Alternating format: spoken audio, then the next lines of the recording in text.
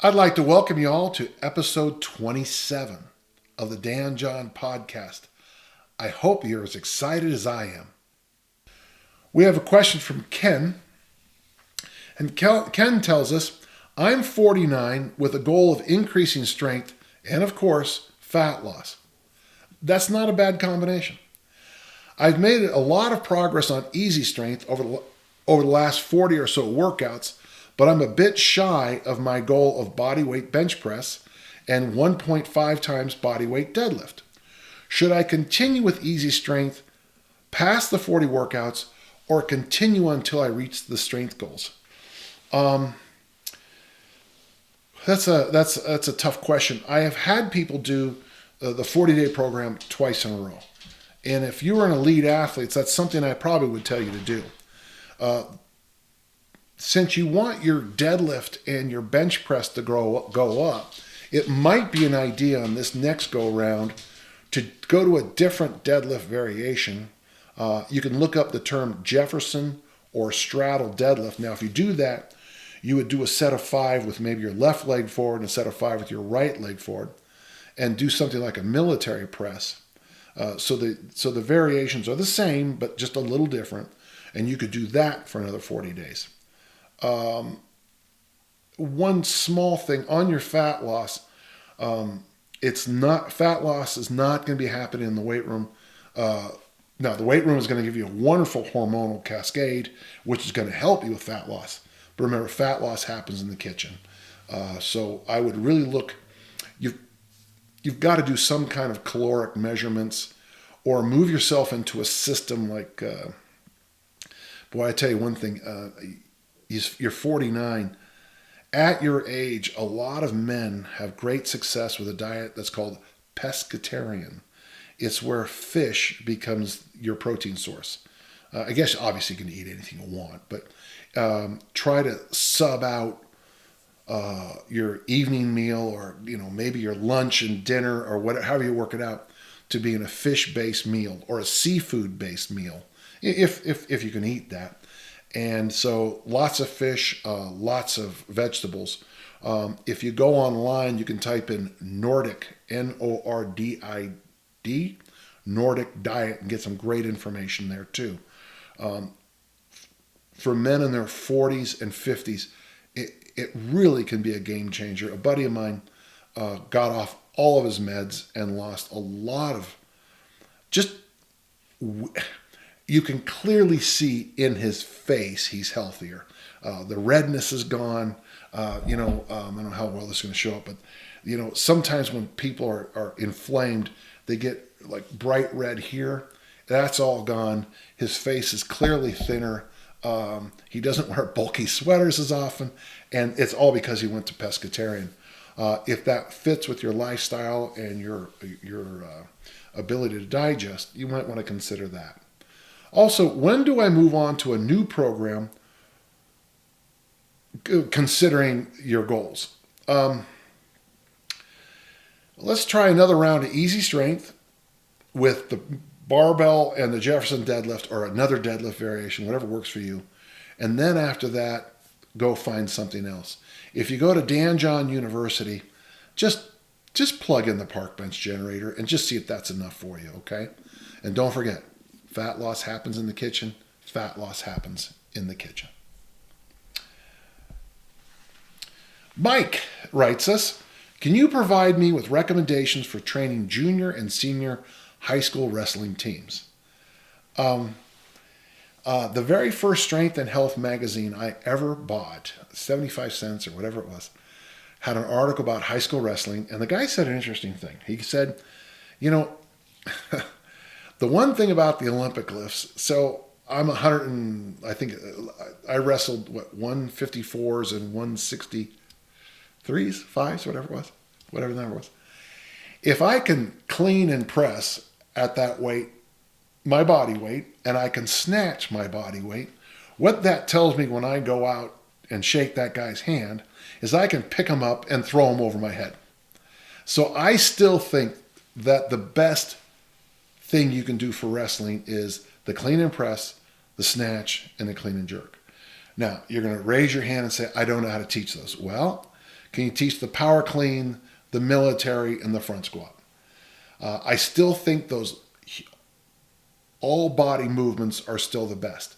And it's interesting, when you go back a century ago, those professional wrestlers all did this exercise called the Turkish get-up. Now, I would get away from the cult of the Turkish get-up, but there is great value in Turkish get-ups for wrestlers. Any kind of up-down action. And let me throw in one other thing. That's, of course, tumbling. I use tumbling as conditioning for American football players, but tumbling and wrestling tie together like peas and carrots. So, yeah, that would be the first thing I'd recommend. Try the Olympic lifts. If not, move to the program I have called Southwood, and then include tumbling. Are there considerations you recommend for training males and females? Yeah, the only thing is with females, you have an equipment issue, and we're still not. We're getting better. We now have the female Olympic bars that are a little bit thinner and start off lighter, but most benches are still too high, and most squat racks don't have appropriate pin settings for females' heights. So, yeah, I don't train males and females differently at all. Well, I do a little bit. I have to change a few programs. Like when I used to teach the Big 21, this is before the 1 kilo changes were available on the Olympics, on the Olympic bars. But the big change would be on how you move up on load. The hardest thing, so you're going to have equipment issues. Squat racks are not always perfect for females. Benches are too high. And yeah, you can adjust it. You can put boxes there for their feet, but we need better benches for females. The bars now are better. Tumbling is great for females. Hurdle walkovers are great for females. The Olympic lifts are great for females. The biggest problem with when you work with female athletes is that the standard periodization doesn't work. When those numbers, those percent numbers, you should be able to do 2 with 90%. That never works with females. My friend Mindy could bench 135 for 10 reps. Her max was 140. Why? Because she's a female. That's just especially with their upper body, their maxes are a little bit different. So you just have to trust ramping up repetitions, ramping up sets, ramping up complexity in the movements, and trusting that load will go up as appropriate. We have a question from Mike. What's your recommendation for running Delorme? That's a training program. Basically, it's 3 sets of 8. And how many times per week would you recommend running it? Okay, I'll do my best here. 3 days a week is about all you can do with Delorme. I'm 46 years old, consider myself to be in pretty good shape, and have good levels of strength. 1 times body weight overhead, 1.5 times bench press, 2 times squat, 2.5 deadlift. That's a good deadlift. And conditioning, run, ruck, or sprint 3 times per week. I'm considering giving Delorme a go for the purpose of armor building. Well, it's not really an armor building program. It's more of a traditional hypertrophy power program. I mean, it is probably the best of all worlds for our strength. But I would try it first on machines if you have a facility near you where you would do... if you're going to do it on machines, I'll start with push. 3 sets of 8, vertical push, horizontal push, both. 3 sets of 8, vertical pull up, or lat pull down. 3 sets of 8, row machine. I would get away from machines then and do squats, 3 sets of 8. I'd get away from machines and do a hinge, like a deadlift, 3 sets of 8. And then... just maybe some kind of abdominal thing. Do that for a little bit.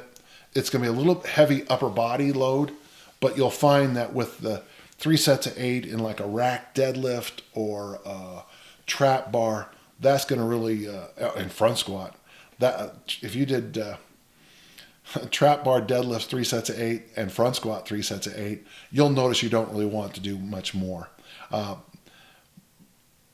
I have written on the Delorme program, if you type in my name on Google and Delorme, you'll find some examples of how to train this. It's a great training program, tends to work better with machines. And that's just me being honest. Okay, my friend Taylor, I love this first sentence. I just bought your Mass Made Simple book. Good, Taylor. Continue buying my products. That will keep my grandchildren going into excellent education in colleges. I like your recommendation to do a bit of leaning out before starting the program. Shocks me, Taylor. Someone actually read that. I'm not used to people actually reading the books. I was thinking of doing Pat Flynn's Fast 15 directly preceding the 6 weeks of Mass Made Simple. 3 questions. Is this sufficient leaning? It doesn't compare to walking the AT, the Appalachian Trail, naked in the winter. I tell you one thing, if you walk the AT naked in the winter, we don't need to talk about fat loss anymore. We have to talk about some other issues. Yeah, that would be probably fine. If you're doing it for the 15, I would say maybe 21 days of it, yes, maybe 3 weeks of it, and that would be just fine. You're not trying to get, like we used to joke, cut like the loser in a Tijuana knife fight. You don't want to get ripped to shreds. We're just trying to get you to lean out a little bit. And people, by the way, people who have taken Mass Made Simple and done the lean out first have so much better progress. Now, maybe it's because we're cheating because you leaned out and all you're doing is getting your rebound back, but it doesn't matter. Over time, they seem to do better also. Question 2. Does doing the Fast 15 directly before Mass Made Simple constitute 2 bus bench training sessions? Well, maybe, yeah, but is that bad? No, that's not bad. That's fine. Because you're not chasing 2 rabbits here. You're doing Fast 15 and then you're doing Mass Made Simple. You're fine. You're not doing Fast 15 and Mass Made Simple at the same time, which really would be an interesting thought if you don't mind.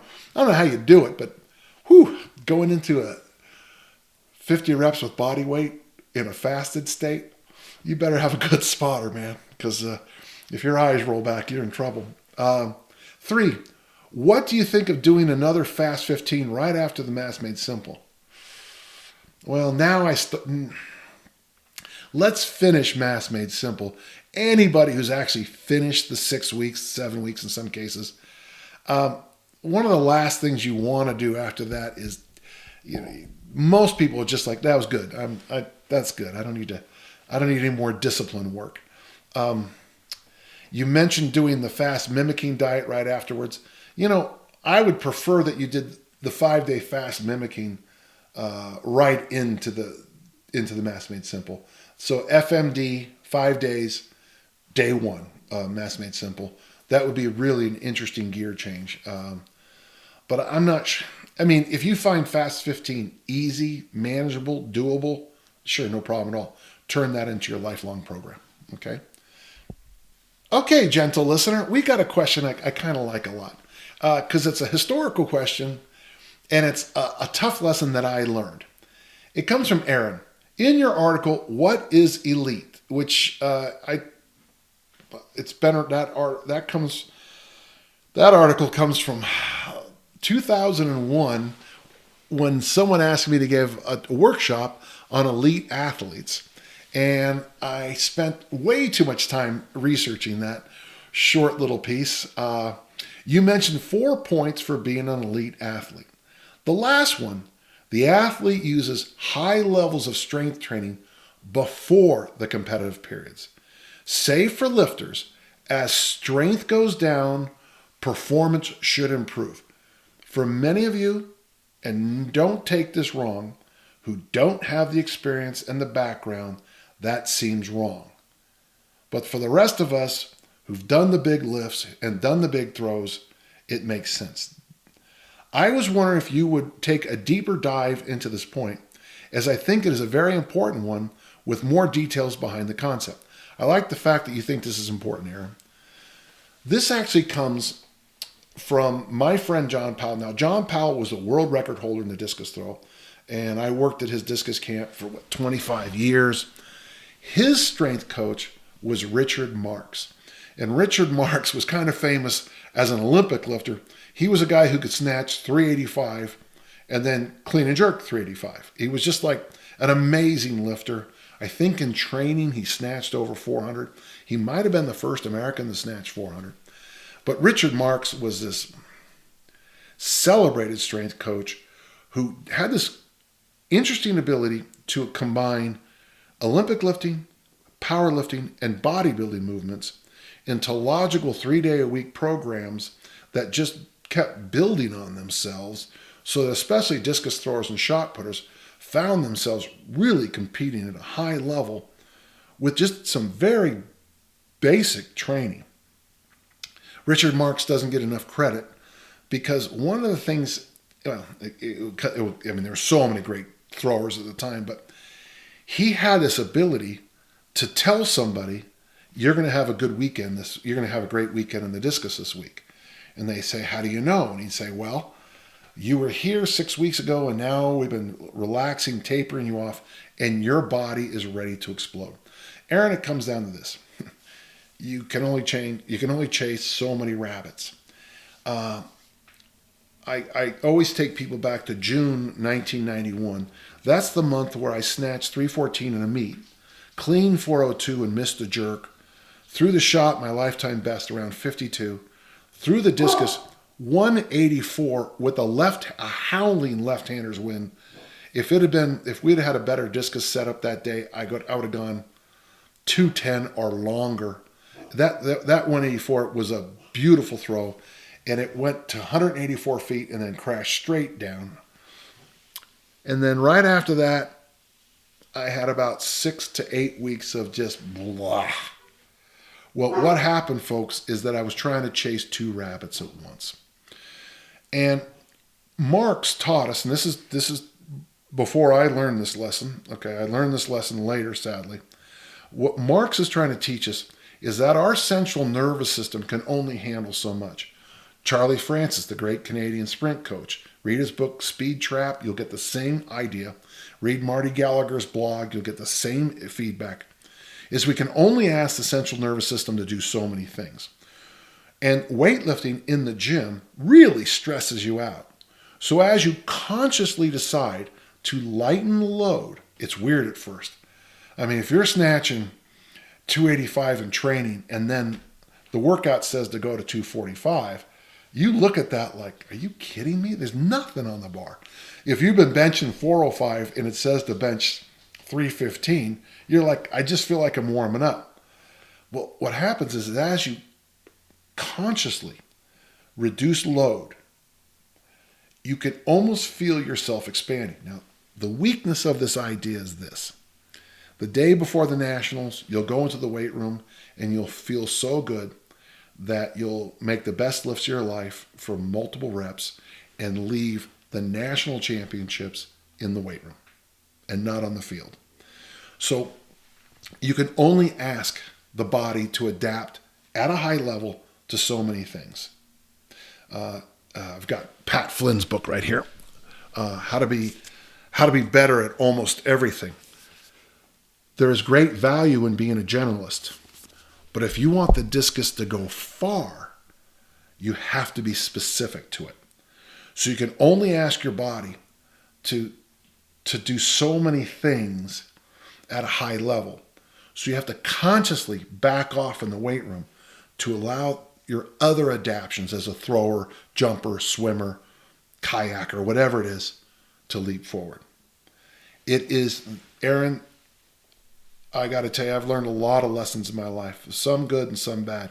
This was the hardest for me because as all strength athletes, I got addicted to the numbers in the weight room. I always thought the weight room meant that I was throwing farther, and it's not true. It's not true. One final thing. After most throwers retire, they tend to come back to the field 3 months, 4 months, 5 months after they haven't done a thing. And they see their buddies and they pick up the implement, warm up, and very often get to 90 to 95% of their best marks. And that's why so many great throwers have found that after they retire and come back, I always joke I've retired 17 times. Once you stop lifting, you clear out all that nonsense in your head and you come back and your numbers in the weight room will be not very good at all. You'll be basically at the level of a typical gym lifter. and yet you throw or you jump really far. And that's the great insight many throws coaches have come to when they realize that the weight room sometimes gets in the way of superior performance. One final little story for you. Glenn Passy, who died about a year ago, who was my hero in the discus, he told me one time that he did things different. He was told that to be an elite discus thrower, you needed to clean and press body weight, snatch body weight, and clean and jerk about 20 pounds more. So in the fall, he would get his lifts up to clean and press body weight, snatch body weight, clean and jerk 20 pounds more, and then he would stop lifting. A couple of weeks later, he'd come to the gym and test those lifts. If he couldn't do them, he would train a few days to get them back up. And that's how he trained. He kept getting himself back up that level he was told he needed to be. And when I listened to him, of course, I couldn't hear him at first because that was something that is so out of all of our vision of how you're supposed to train. But now I look back on what he said and I realize what a genius he was. Because what his point was, when you're strong enough, you're strong enough. And if you keep pounding away in the weight room, very quickly, your body stops adapting and accommodating to being a great thrower, jumper, kayaker, and starts becoming a weightlifter again. And that's just too many rabbits to chase. Well, thank you for listening. Remember, if you have questions, send them to podcast@danjohnuniversity.com.